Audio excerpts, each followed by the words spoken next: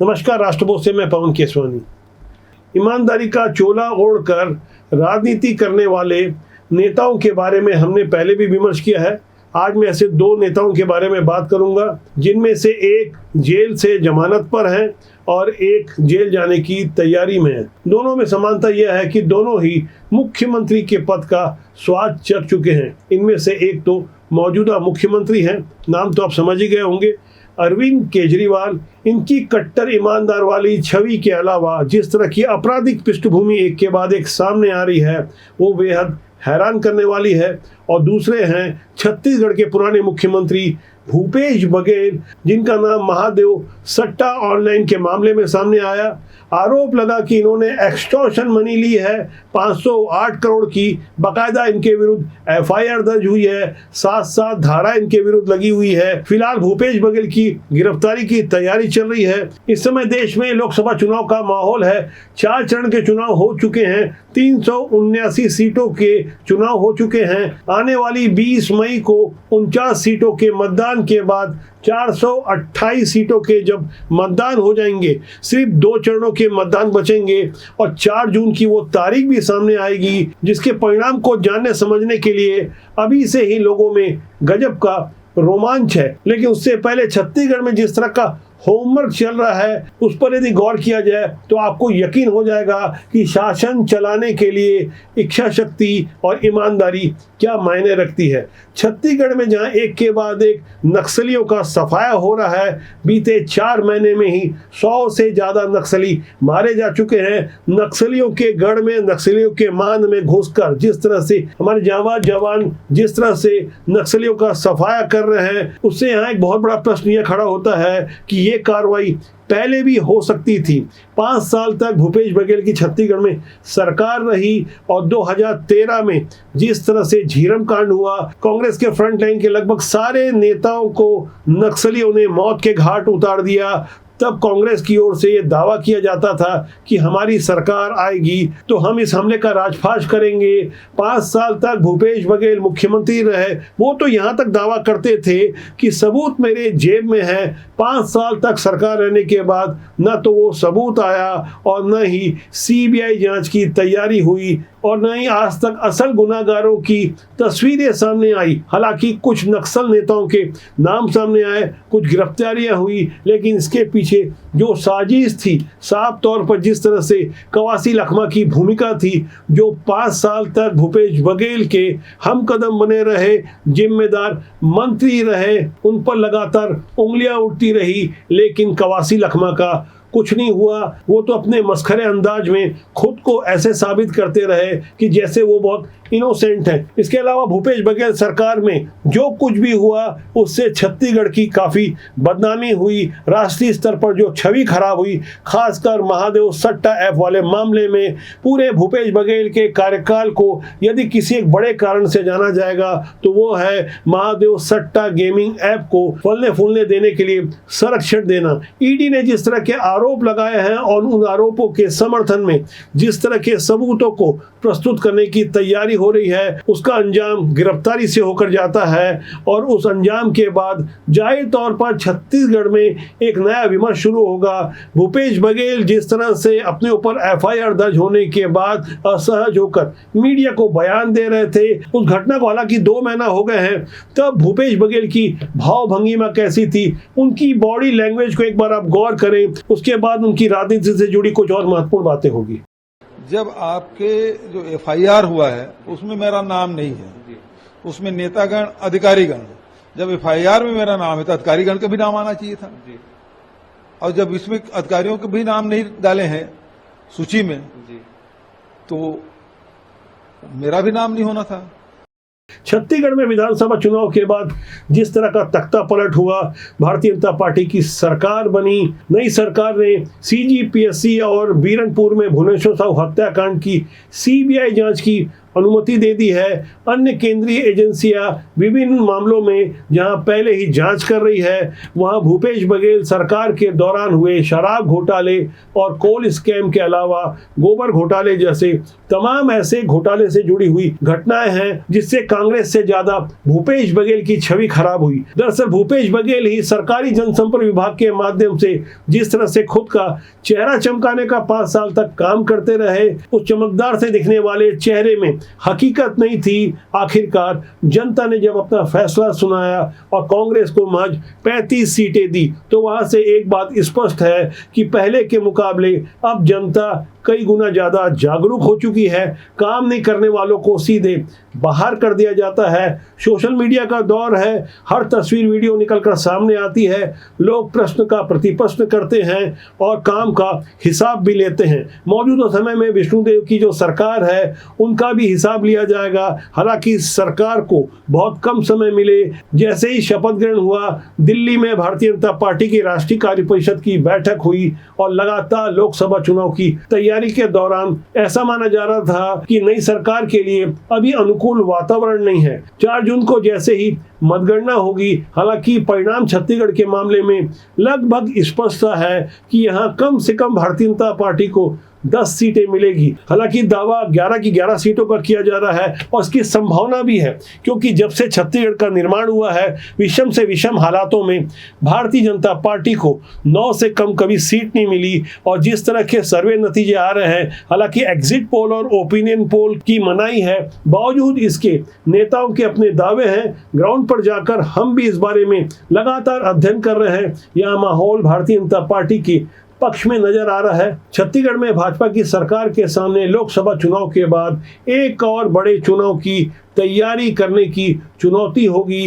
परिणाम अपने पक्ष में लाने का एक बड़ा चैलेंज होगा। दरअसल नगरीय निकाय के चुनाव छत्तीसगढ़ में इसी साल के अंत में होने वाले हैं। 14 नगर निगमों में 14 के 14 महापौर मौजूदा समय में कांग्रेस के हैं। पुरानी भूपेश बघेल सरकार ने नियम बदल दिए थे। महापौर का चुनाव अब जनता से नहीं होता है, बल्कि पार्षदों के जोड़ तोड़ से महापौर का चुनाव होता है। छत्तीसगढ़ में 14 नगर निगम के अलावा 48 नगर पालिका परिषद और 122 नगर पंचायतों के चुनाव होने हैं। अधिकांश चुनाव तो 2024 में ही होंगे, लेकिन 4 नगर निगमों के चुनाव 2025 के मध्य में होंगे। इन चुनाव से पहले जो नए नियम बनाने की तैयारी चल रही है कि जनता से सीधे महापौर और अध्यक्षों के चुनाव करवाया जाए, जैसे कि पहले व्यवस्था होती थी। तो ऐसी व्यवस्था में जाहिर तौर पर सत्ताधारी दल यानी भारतीय जनता पार्टी को फायदा पहुंच सकता है। ऐसे ही फायदे की तैयारी में भारतीय जनता पार्टी के दूसरी और तीसरी पंक्ति के नेताओं के लिए नई जिम्मेदारी होगी। साथ ही भारतीय जनता पार्टी के प्रदेश के शीर्ष नेतृत्व के सामने एक और जवाबदारी होगी, वह यह होगी कि किसे निगम बोर्ड और आयोग के दायित्व में बिठाया जाए। हर किसी को संतुष्ट तो नहीं किया जा सकता, लेकिन जिस भी दल की सरकार होती है वहां अवसरवादियों की भी कमी नहीं होती। देश भर में जहां जहां भी राज्य की सरकारें होती है, वहां अक्सर यह देखा गया है कि जमीनी स्तर के कार्यकर्ता लगातार उपेक्षा के शिकार होते हैं और जो चालाक किस्म के अवसर के दोस्त होते हैं वो अवसर का लाभ उठाना नहीं भूलते। इसके लिए जिस स्तर की भी 3 तिकड़म लगानी हो, उसमें ऐसे लोग माहिर होते हैं। शायद ऐसे ही कारणों से आम आदमी राजनीति से कहीं ना कहीं कतराता है, तीखी आलोचना करता है। यह देश और समाज के लिए बेहतर नहीं है। इससे होता यह है कि राजनीति के माध्यम से देश और समाज को कुछ बेहतर दे सकने वाली योग्यता कहीं किनारे बैठ जाती है। इस विकट समस्या के समाधान के लिए कुछ नई पहल की जा रही है। हमारे विश्वस्त सूत्रों से जो जानकारी मिली है, खासकर छत्तीसगढ़ में जमीनी स्तर के कार्यकर्ताओं की पूछ परख होगी। इसके लिए एक नई तैयारी की जा रही है। 4 जून को लोकसभा चुनाव के फैसले का इंतजार होगा और उसके बाद संगठन स्तर पर जो नई कवायद होगी उसका इंतजार है और साथ ही इस बात का भी इंतजार है। इसके लिए केंद्रीय स्तर पर खास पहल की जा रही है। काम करने वाले कार्यकर्ताओं और नेताओं को चिन्हित किया जा रहा है और मौका देने की पूरी तैयारी हो रही है।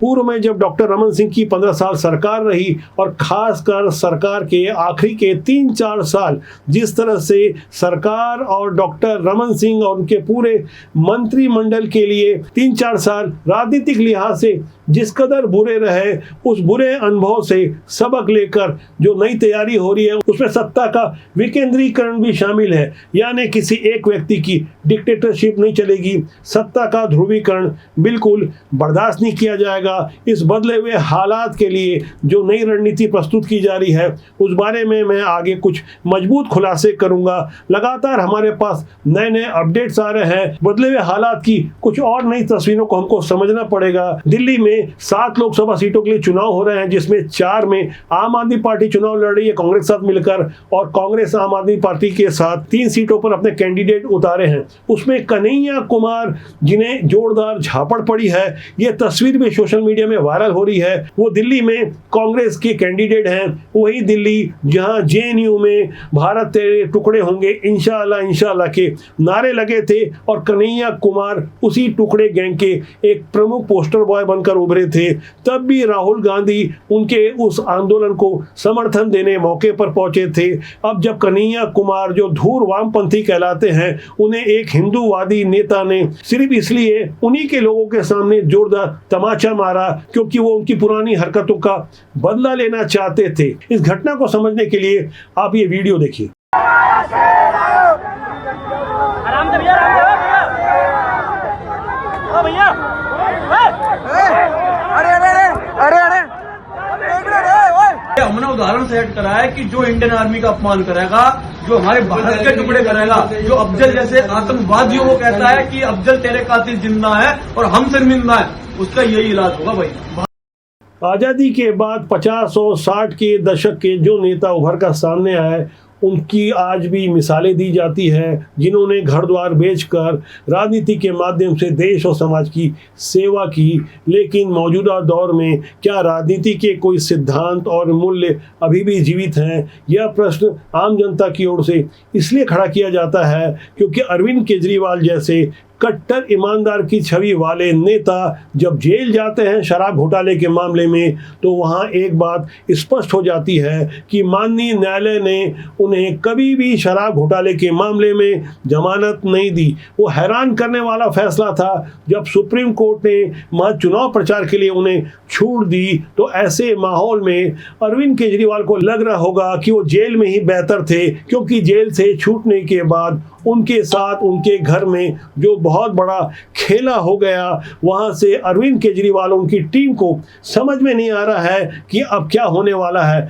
कभी उनकी खासम खास रही स्वाति मालीवाल ने जो गंभीर आरोप लगाए हैं, वहां अरविंद केजरीवाल साफ तौर पर फंसते हुए नजर आ रहे हैं। उनकी पत्नी सुनीता केजरीवाल की मौजूदगी में उनके पीए ने क्या एक राज्यसभा की सांसद और दिल्ली महिला आयोग की 9 साल तक अध्यक्ष रही स्वाति मालीवाल के साथ बेदर्दी से मारपीट की। कुछ वीडियो जो एक एक कर सामने आम आदमी पार्टी द्वारा सोशल मीडिया में डाले जा रहे हैं, उन वीडियो की गहराई को यदि समझा जाए तो इससे यकीन हो जाएगा कि आम आदमी पार्टी को सूझ नहीं रहा है कि वो कौन सा वीडियो प्रस्तुत करे और कौन सा वीडियो छुपाए। 13 मई को दिल्ली के शीशमहल यानी अरविंद केजरीवाल के निवास के अंदर उनके पीए विभव कुमार ने स्वाति मालीवाल के साथ जो कुछ किया, जिस तरह के आरोप सामने लगे, अब तो मेडिकल रिपोर्ट भी सामने आ गई है जहां स्वाति मालीवाल को बुरी तरह से मारने के निशान मिले हैं। वो मेडिकल रिपोर्ट की कॉपी भी हमारे पास है। साफ तौर पर उनके चेहरे और टांगों पर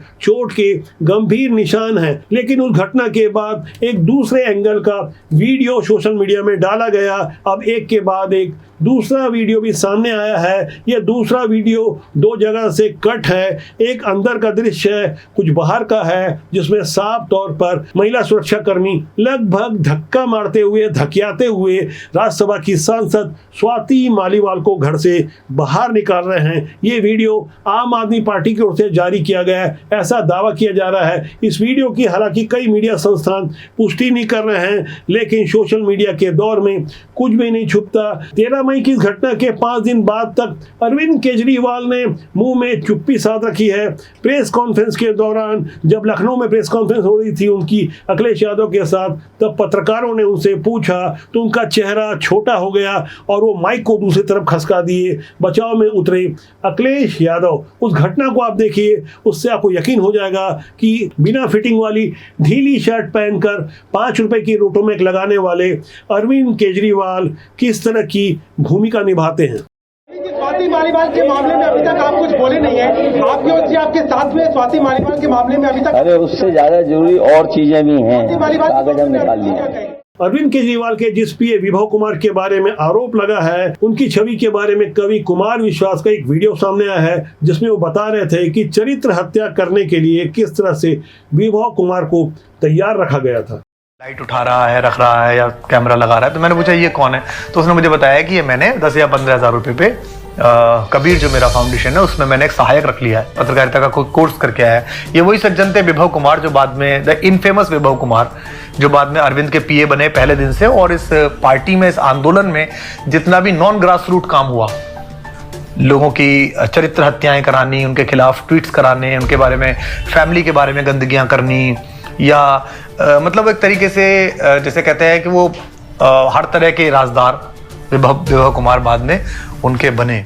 जैसा कि मैंने पहले बताया था कि अरविंद केजरीवाल की पत्नी सुनीता केजरीवाल की भूमिका भी इस मामले में सामने आ रही है। दरअसल इस बारे में भारतीय जनता पार्टी के नेता मजिंदर सिंह सिरसा का एक बयान सामने आया है। उन्होंने बेहद ही जिम्मेदारी के साथ ये बातें कही है, आपको उनकी बातों को गौर करना चाहिए।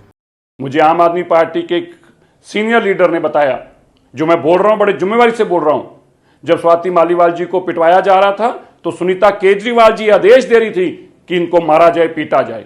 और एक बार नहीं, जब स्वाति मालीवाल जी ने पुलिस को फोन किया और केजरीवाल जी को, मिसेस केजरीवाल को पता चलता हो, फिर से आती हैं वापस और वैभव को आके कहती हैं इसको मारते पीटते हुए घर से बाहर फेंक के आओ। और स्वाति मालीवाल जी को बुरी तरह से मारा गया, पीटा गया, उनको बालों से पकड़ पकड़ बाहर खींचकर फेंका गया। और ये सब कुछ खुद सुनीता केजरीवाल जी खड़े होकर करवा रही थी। मैं बड़ी जिम्मेवारी के साथ बोल रहा हूं।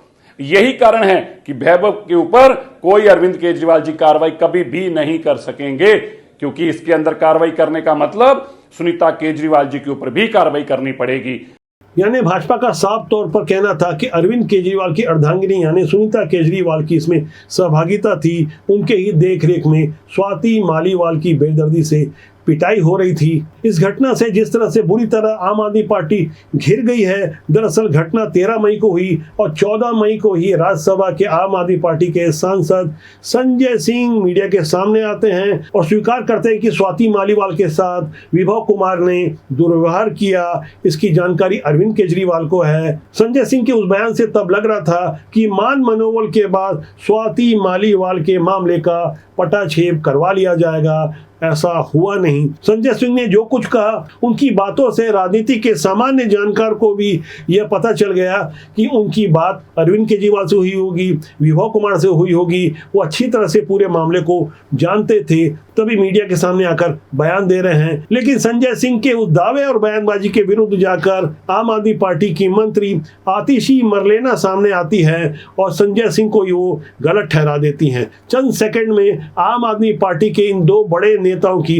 अलग अलग बातों को आप गौर से सुने, उससे आपको और ज्यादा स्पष्ट हो जाएगा कि आम आदमी पार्टी के भीतर आखिर चल क्या रहा है। अरविंद केजरीवाल जी के आवास पर स्वाति मालीवाल जी मिलने के लिए पहुंची थी, ड्राइंग रूम में इंतजार कर रही थी। इस बीच विभव कुमार जी वहां पे आते हैं और उन्होंने स्वाति मालीवाल जी के साथ बहुत बदतमीजी की, अभद्रता की। इस पूरे मामले की जानकारी 112 नंबर पे कॉल करके स्वाति मालीवाल जी ने पुलिस को दी। इस घटना की जितनी निंदा की जाए कम है। अरविंद केजरीवाल जी ने पूरी घटना को संज्ञान में लिया है। ये वीडियो साफ कर देता है कि स्वाति मालीवाल जी ने जो कुछ कहा वो साफ साफ झूठ था और अब जो ये झूठ है वो पूरे देश के सामने आ गया। 14 मई को संजय सिंह के बयान के बाद 3 दिनों तक इंतजार किया गया। 17 मई को आतिशी मरलेना का बयान आता है। जब मामला सेट नहीं हुआ तो अचानक स्वाति मालीवाल भारतीय जनता पार्टी की एजेंट हो गई, जो उनके इशारों पर काम कर रही थी। गजब की राजनीति हो रही है। ऐसी राजनीति बयानबाजी का जवाब देने सामने आए असम के मुख्यमंत्री हेमंता बिश्व शर्मा। जो भी केजरीवाल का घर में होते हैं वो बीजेपी का ही षड्यंत्र बताता है, लेकिन स्वाति मालीवाल बीजेपी का नहीं है, वो आम आदमी पार्टी का ही राज्यसभा सांसद। मूल्यविहीन, सिद्धांतविहीन राजनीति देश और समाज के लिए किस कदर खतरनाक हो सकती है, ऐसी घटनाओं को देखकर हम सहज ही अंदाजा लगा सकते हैं। बरसों पहले शिवसेना के संस्थापक बाला साहब ठाकरे ने कभी कांग्रेस के बारे में बेहद तीखी बातें कही थी। हालांकि वो अलग बात है कि उनके उत्तराधिकारी उद्धव ठाकरे आज कांग्रेस की गोदी में बैठे हैं। ऐसे माहौल में लोग बाला साहब ठाकरे को याद कर रहे हैं, उनके पुराने वीडियो को जारी कर एक बहुत बड़ा प्रश्न खड़ा कर रहे हैं। मैं मेरी शिवसेना की कांग्रेस नहीं होना दूंगा, नहीं, कभी नहीं। और मुझे जब ये मालूम होगा कि हो रही है तो I will close my shop. अलग हो जाएंगे। अलग नहीं चाहिए। शिवसेना चुनाव नहीं लड़ेगी। जाओ, कहाँ जाएंगे लोग, कहाँ जाएंगे? आज जो मान सम्मान तुम्हें मिल रहा है शिवसेना के नाम पर मिल रहा है, हिंदुत्व के लिए मिल रहा है, भगवा झंडा के लिए मिल रहा है। इससे गद्दारी करना चाहते हैं या कोई हरामखोरी, मारामारी? नहीं, ये मैं नहीं। मेरे यहाँ लोकशाही नहीं है, लोकतंत्र नहीं है। करना है तो इस ढंग से करो, बस। Order is order. राजनीति से जुड़ी ऐसी तमाम बुराइयों के बावजूद हम आशा की किरण को महसूस कर रहे हैं। हर जगह बुरे लोग नहीं होते।